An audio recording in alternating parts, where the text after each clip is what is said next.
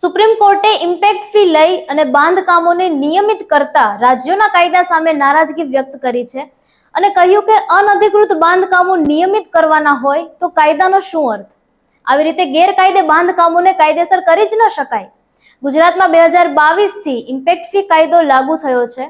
હવે વાત કરીએ આપણા જુનાગઢની, તો જુનાગઢ જિલ્લામાં 2022 થી 2025 સુધીમાં 2610 ગેરકાયદેસર બાંધકામો અભય કવચ એટલે કે ઇમ્પેક્ટ ફી ભરીને કાયદેસર થયા છે.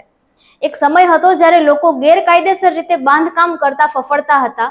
જોકે 2022 થી ઇમ્પેક્ટ ફીનો કાયદો લાગુ પડતાની સાથે જ ગેરકાયદેસર બાંધકામ કરનારાઓને જાણે છૂટો દોર મળી ગયો હતો અને ઇમ્પેક્ટ ફીના કાયદાએ જાણે ગેરકાયદેસર બાંધકામ કરનારાઓને અભય કવચ પૂરું પાડ્યું હોય તેમ બિનદાસ્ત રીતે ગેરકાયદેસર બાંધકામ કરતા રહ્યા.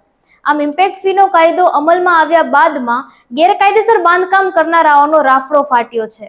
ગેરકાયદેસર રીતે બાંધકામ કરનારા બેધડક રીતે બાંધકામ કરે છે, કારણ કે તે જાણે છે કે પાછળથી ઇમ્પેક્ટ ફી ભરીને આપણે ગેરકાયદેસર બાંધકામને કાયદેસર કરાવી દેશું. દરમિયાન સુપ્રીમ કોર્ટે ઇમ્પેક્ટ ફી કાયદા સામે નારાજગી વ્યક્ત કરી છે અને જણાવ્યું કે ગેરકાયદેસર બાંધકામોને કાયદેસર કરી જ ના શકાય.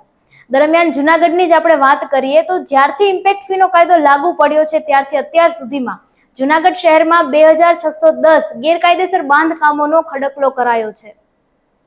જોકે આમાં 1275 તો મંજૂર પણ થઈ ગયા છે અને 668 ના મંજૂર થયા છે. એટલે હવે જોવાનું એ છે કે 667 બાંધકામોનો નિર્ણય બાકી રહ્યો છે. એટલે સુપ્રીમ કોર્ટની ટકોર બાદ હવે બાકી રહેલા 667 ગેરકાયદેસર બાંધકામોનું શું થશે તે જોવાનું રહ્યું.